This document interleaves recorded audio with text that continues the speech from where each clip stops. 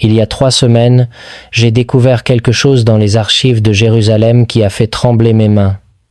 Un document prouvant ce que les théologiens murmurent mais n'osent jamais discuter ouvertement. Pendant 400 ans, Dieu est resté complètement silencieux. Aucun prophète ne s'est levé. Aucune révélation n'a été enregistrée, aucune voix du ciel. Le temple a continué à fonctionner, les sacrifices se sont poursuivis, les fêtes se sont déroulées comme prévu. Tout semblait normal. Mais quelque chose s'était arrêté. Et ce que j'ai découvert sur ce silence change tout ce que vous croyez savoir sur la foi. Le téléphone a sonné à 2 heures du matin. Professeur Elias Rothenberg, archéologue biblique, Tel Aviv. Sa voix était différente, tremblante. Tu dois voir ça immédiatement, ce soir. Ne dis à personne que tu viens. Quand je suis arrivé, son appartement ressemblait à une scène de crime. Des documents partout, des fragments anciens, des images satellites de sites de fouilles. Il n'avait pas dormi depuis des jours. « Sais-tu ce qui s'est passé après Malachi » m'a-t-il demandé, le dernier prophète. Puis le silence jusqu'à Jean-Baptiste, ai-je répondu. Il a secoué la tête violemment. Tout le monde dit ça. Mais personne ne pose la vraie question. Pourquoi ? Pourquoi un Dieu qui a parlé constamment pendant 1000 ans se tairait-il soudainement pendant 4 siècles ? Il m'a tendu un journal en cuir. À l'intérieur, des notes manuscrites d'une expédition à Qumran en 1940, des années avant la découverte officielle des manuscrits de la mer Morte. Le chercheur avait trouvé autre chose. Des preuves que le silence n'était pas accidentel. Il était délibéré. Le système fonctionnait parfaitement, a dit Elias. C'est ce qui me terrifie. Le temple fonctionnait. Les prêtres sacrifiaient. Tout était normal. Mais la voix avait disparu. Il a sorti une photographie. Tablette de pierre ancienne, fin de la période perse, juste après Malachi. Nous avons trouvé ceci il y a 3 mois près de Jéricho. Lila, j'ai traduit l'hébreu. Combien de temps les cieux resteront-ils fermés ? Nos pères ont entendu ta voix. Nous n'entendons que des échos. Un frisson a parcouru mon dos. Ce n'était pas de l'histoire. C'étaient des gens réalisant en temps réel que Dieu avait cessé de parler. Au cours des jours suivants, j'ai tracé un schéma que personne n'avait connecté. Le silence n'a pas commencé brusquement. Les derniers mots de Malachi n'étaient pas du réconfort. C'était un avertissement. Puis le livre se termine simplement, au milieu d'une conversation, comme si quelqu'un avait coupé l'enregistrement. Je me suis envolé pour Oxford. Dr Sarachen, spécialiste du judaïsme du Second Temple, menait une enquête sous un autre angle. Les registres du temple sont fascinants, m'a-t-elle dit, entourés de manuscrits. Les sacrifices ont continué quotidiennement, matin et soir, pendant 400 ans. Exécution parfaite, 0 déviation. C'est de la foi, ai-je dit. Ses yeux se sont rétrécis. Vraiment ? Ou est-ce une machine en pilote automatique ? Elle m'a montré les données. Pendant ces 400 ans, occupation perse, invasion grecque, révolte des Maccabées, domination romaine, des guerres, la profanation du temple, des tentatives d'extinction culturelle. Exactement les moments où l'on s'attendrait à voir émerger des prophètes. Aucun n'est venu. Dans les périodes antérieures, les crises produisaient des prophètes, l'oppression produisait des avertissements. Toujours. Mais pendant la plus longue crise de leur histoire, elle s'est arrêtée. Le silence. Je lui ai demandé si quelqu'un l'avait remis en question. Elle a sorti un fragment des apocryphes, écrit pendant le silence. Nous ne voyons aucun signe. Il n'y a plus de prophète. Personne parmi nous ne sait combien de temps. Il savait. Il ressentait l'absence. De retour à Jérusalem, Rabbi Meir m'a emmené au mur occidental. Il a pointé des pierres spécifiques. Celles-ci ont été placées pendant le silence. Hérode a agrandi le temple à cette époque, l'a rendu magnifique.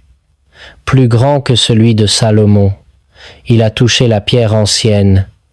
Mais toute cette grandeur ne pouvait pas faire parler Dieu. Puis il a dit quelque chose qui a changé toute mon enquête. Les pharisiens ont émergé pendant ce silence, pas comme des méchants, comme une réponse. Quand la prophétie a disparu, quelqu'un devait interpréter la loi. Ils ont construit un système pour remplacer la voix, pour préserver la foi. Mais l'absence a créé la structure. La religion est devenue maintenance, pas réponse. Et ça a si bien fonctionné que les gens ont cessé d'attendre que Dieu parle. Quelque chose a fait tilt. Je n'arrêtais pas de penser à cette prière. Combien de temps les cieux resteront-ils fermés? J'ai contacté le professeur Dimitri Sokolov à Moscou, expert en littérature intertestamentaire. Il avait analysé tous les textes survivants des 400 ans. Ses découvertes étaient troublantes. Premier siècle plein d'espoir, a-t-il expliqué par vidéo. Deuxième siècle toujours optimiste. Troisième siècle le ton change. Ils arrêtent de demander quand Dieu parlera. Ils demandent s'il parlera à nouveau. Ils perdaient espoir. Ils s'adaptaient. Mais voici ce qui est fascinant. Dans les dernières décennies avant Jean-Baptiste, les textes deviennent urgents, presque frénétiques, comme si les gens sentaient que quelque chose était sur le point de se briser. Je suis retourné voir Elias à Tel Aviv. Je lui ai montré tout ce que j'avais trouvé. Il a hoché la tête lentement. Maintenant tu es prêt.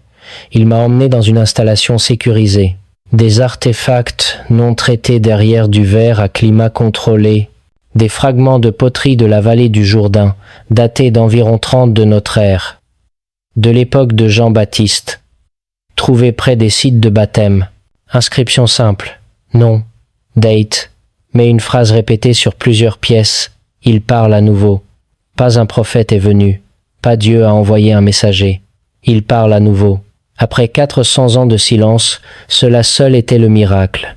Jean n'est pas apparu dans le temple, a dit Elias. N'a pas travaillé dans le système qui fonctionnait depuis 4 siècles.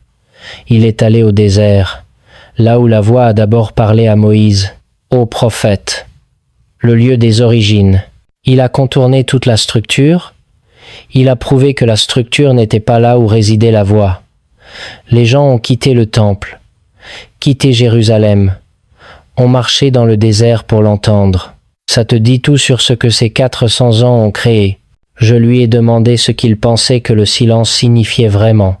Long silence. Puis, je pense que Dieu laissait le système se révéler. Laissait les gens voir la différence entre une religion qui fonctionne et une foi qui écoute. Quand tu peux tout maintenir, culte, sacrifice, tradition, pendant 400 ans sans entendre la voix de Dieu, tu dois te demander, qu'est-ce que tu adores vraiment? Cette nuit-là, je n'ai pas pu dormir. Le silence n'était pas une punition, c'était une révélation. Il exposait ce que les gens confrontent rarement, tu peux avoir la forme sans la substance, des prêtres sans prophétie, des sacrifices sans connexion, des rituels sans relation. Mais je devais comprendre comment ça avait commencé. J'ai contacté Dr Michael Bronstein, spécialiste de Harvard en texte du Proche-Orient ancien. Il avait passé 20 ans à étudier Malachi. Malachi parle à un peuple qui obéit encore, mais sans enthousiasme, m'a-t-il dit. Le livre commence par Dieu disant « Je vous ai aimé ». Ce n'est pas de la poésie, c'est une réponse à des gens qui questionnaient déjà les soins divins. Ils doutaient, pire, ils faisaient semblant. Les prêtres offraient des sacrifices défectueux, des animaux malades, des offrandes indignes. Le culte continuait, mais l'excellence avait disparu. L'alliance était devenue obligation, pas engagement. Il m'a envoyé son analyse. Malachi dénonce de graves problèmes, puis annonce qu'un messager viendra préparer le chemin. La promesse est claire, mais lointaine, puis plus rien.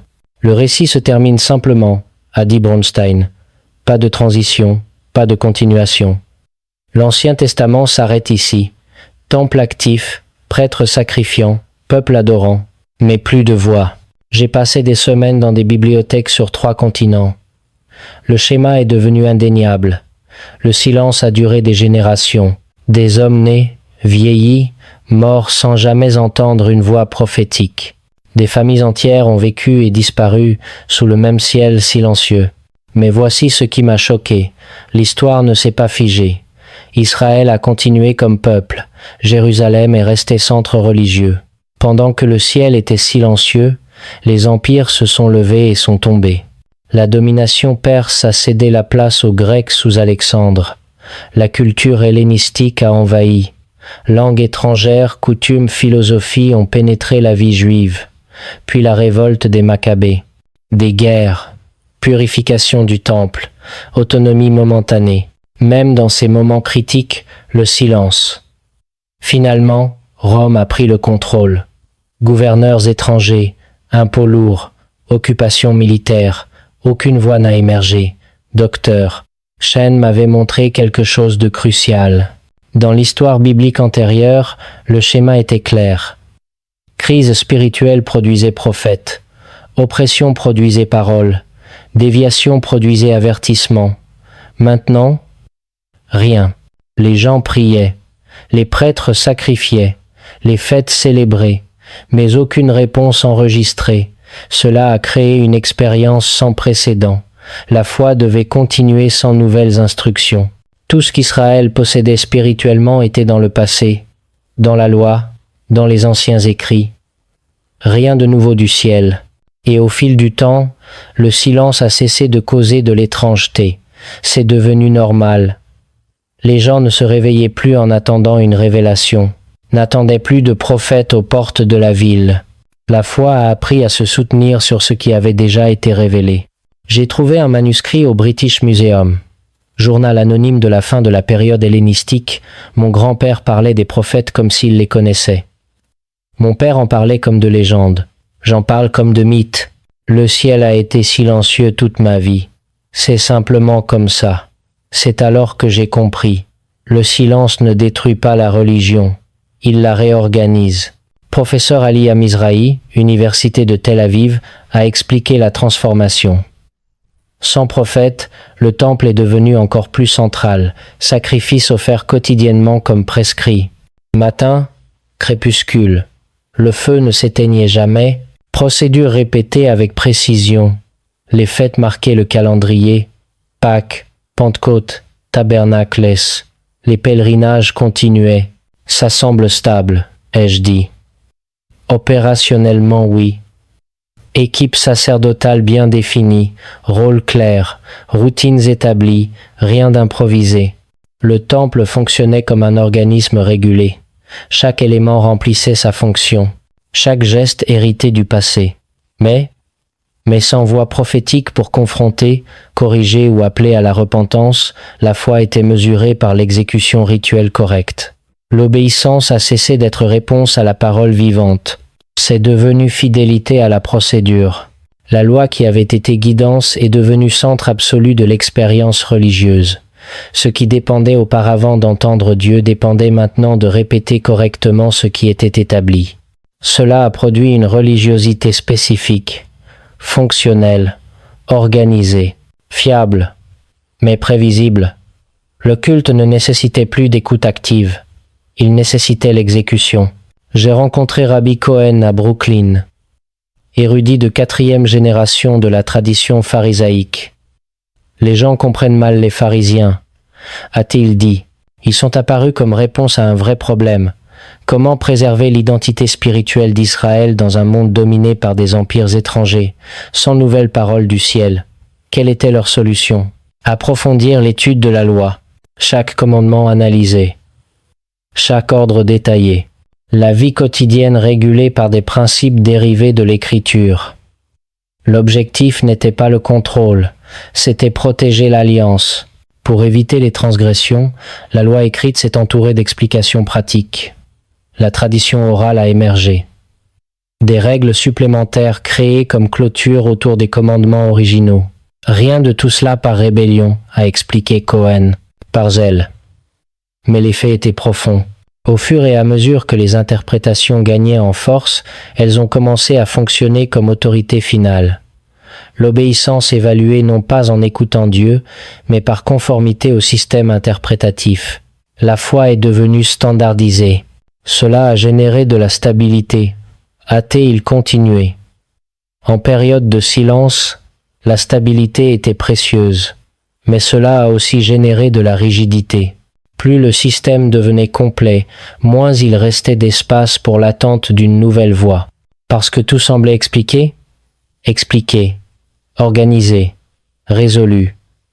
Le silence n'était pas rempli par l'idolâtrie, il était rempli par la structure qui fonctionnait, préservait, donnait l'identité.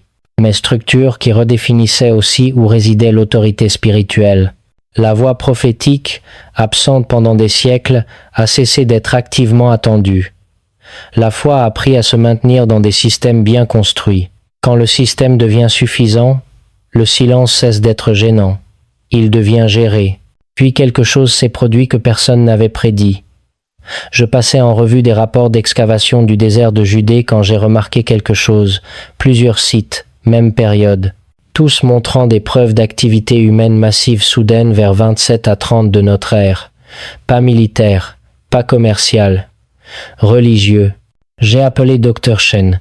Qu'est-ce qui ferait que des milliers de personnes quittent soudainement Jérusalem et marchent dans le désert? Long silence. Puis, Jean-Baptiste. La nouvelle voie n'a pas émergé dans le système maintenu pendant des siècles, n'est pas apparue dans le temple, n'est pas venue des écoles religieuses, ne s'est pas présentée à travers les autorités établies. Elle a émergé de l'extérieur.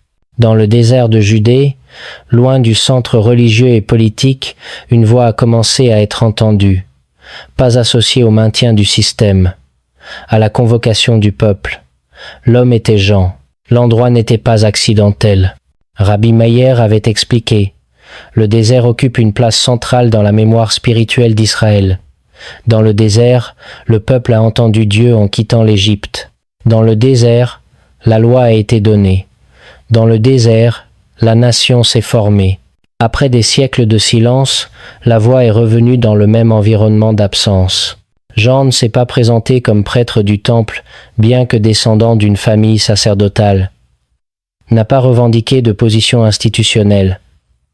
N'a pas proposé de réformes internes. Son message était direct, bref, inconfortable. Pas de nouveaux rituels. Pas de nouvelles lois. Pas de nouvelles structures. Seulement un appel. Dr. Bronstein m'a envoyé des données archéologiques. Les gens ont quitté les villes, abandonné les espaces organisés de la religion, marché vers le désert. Ce mouvement est significatif. Pourquoi? Il révèle que malgré des siècles de silence, l'attente d'une vraie parole existait encore. Le système fonctionnait, mais ne satisfaisait pas complètement. Le baptême dans le Jourdain portait aussi un poids historique. Le fleuve marquait des frontières dans l'histoire d'Israël, des transitions, des entrées, de nouveaux commencements. Pas d'autel, pas de sacrifice animal, pas de temple, de l'eau. Confession publique, repentance. La réponse du peuple était immédiate et généralisée. Des multitudes se sont rassemblées. Les autorités religieuses observaient de loin. Le centre d'attention s'est déplacé. Après 400 ans, Dieu a parlé à nouveau, mais n'a pas validé le système qui avait appris à fonctionner sans écouter. La voix n'a pas renforcé la structure existante, elle l'a confrontée. J'ai trouvé un fragment que Dr. Shen avait traduit. Lettre d'un prêtre de Jérusalem à un collègue, daté d'environ 28 de notre ère, chose étrange dans le désert. Les gens quittent le temple pour entendre un homme sauvage à la rivière. Dit qu'il prépare le chemin. Pourquoi, je ne sais pas. Mais ils l'écoutent comme nos grands-pères écoutaient les prophètes. Les anciens sont troublés. Le silence ne s'est pas terminé avec calme, avec rupture. Le professeur Sokolov a expliqué la signification finale. Jean n'inaugure pas une nouvelle ère par lui-même. Il clôt l'ancienne. Il est la dernière voix prophétique de l'Ancien Testament, celui qui ferme le cycle commencé des siècles auparavant. Alors le silence avait un but? Le récit biblique reprend son mouvement, mais pas d'où il s'était arrêté. La période a rempli son objectif. La voix est revenue. Le système a été contesté. L'attente ravivée. J'ai demandé à Elias ce qu'il pensait que les gens devraient comprendre sur ces 400 ans. Il m'a regardé longtemps. Puis il a dit quelque chose que je n'oublierai jamais. Le silence n'était pas un échec de la communication divine. Il remplissait une fonction spécifique. Pendant 400 ans, pas de nouvelles paroles prophétiques parce qu'il n'y avait rien de nouveau à ajouter à ce qui était déjà établi. La loi était complète. Les prophètes avaient rempli leur rôle. Le système religieux était entièrement structuré. Le silence a exposé quelque chose rarement perçu dans les périodes de révélation constante, la capacité des gens à maintenir la foi sans entendre une nouvelle voix. Israël a appris à vivre soutenu par des textes anciens, des traditions consolidées, des systèmes bien organisés. A appris à préserver son identité spirituelle même sous domination étrangère. A appris à fonctionner religieusement sur une longue période. Mais à quel prix? La foi en est venue à dépendre plus de la structure que de l'écoute, plus de la répétition que de l'attente, plus du maintien que de la réponse. Quand la voix est revenue, cela est devenu évident. Jean n'est pas apparu pour réformer le système existant. Il est apparu pour clore un cycle historique. Le silence ne devrait pas être lu simplement comme une absence de parole, mais comme un intervalle nécessaire entre deux temps distincts. Un temps où tout ce qui devait être dit avait déjà été dit, et un autre temps qui n'avait pas encore commencé. Quand Dieu a parlé à nouveau, il n'est pas retourné au modèle précédent. Il a officiellement fermé une ère. Pendant des siècles, ce silence a été interprété de différentes manières au sein du judaïsme.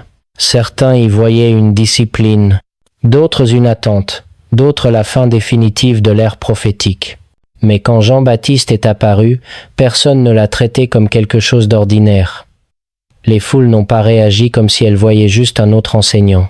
Elles ont réagi comme si elles reconnaissaient quelque chose qui n'avait pas été entendu depuis des générations. L'analyse finale de Dr. Shen me hante. Le silence n'avait pas éliminé la mémoire de la voix, seulement suspendu sa manifestation. Les gens savaient reconnaître la différence entre tradition accumulée et parole vivante. L'impact de Jean ne venait pas de la nouveauté du message. Il venait du fait qu'après des siècles, quelqu'un parlait à nouveau comme prophète. L'histoire n'enregistre pas de confusion à ce sujet, elle enregistre la reconnaissance. Le silence n'avait pas éteint l'attente. Il l'avait gardée contenue. Quand la voix est revenue, elle n'avait pas besoin de se présenter. Elle était perçue. 3 mois après avoir trouvé ce premier document, je me tenais à nouveau dans l'appartement d'Elias. Même pièce où ce voyage avait commencé. Qu'est-ce que ces 400 ans ont prouvé? Lui ai-je demandé. Il a regardé les fragments anciens étalés sur son bureau. Ils ont prouvé que tu peux maintenir tout un système religieux, culte, sacrifice, tradition, structure, sans entendre la voix de Dieu. Tu peux avoir des prêtres sans prophétie, des sacrifices sans connexion, des rituels sans relation. Et quand la voix est revenue, elle est revenue en dehors du système, dans le désert, là où tout a commencé. Jean-Baptiste était la voix qui a brisé le silence, dernier prophète de l'ancienne alliance, celui qui a mis fin à 400 ans sans révélation. L'ère des prophètes s'est terminée, la longue attente s'est conclue, l'histoire biblique est entrée dans un autre temps. Je lui ai posé une dernière question. Si cela s'est produit une fois, cela pourrait-il se reproduire?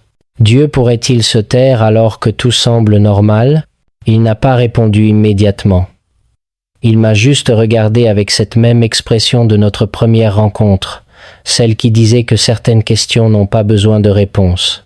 Elles ont besoin de conscience. Le silence entre Malachie et Jean n'était pas un accident. C'était une révélation. Il a exposé la différence entre forme et substance, entre religion qui fonctionne et foi qui écoute. Et il a prouvé que la voix n'appartient pas au système. Elle appartient à Dieu. Quand il parle, les structures ne la contiennent pas. Elles la reconnaissent. Ou elles ne la reconnaissent pas.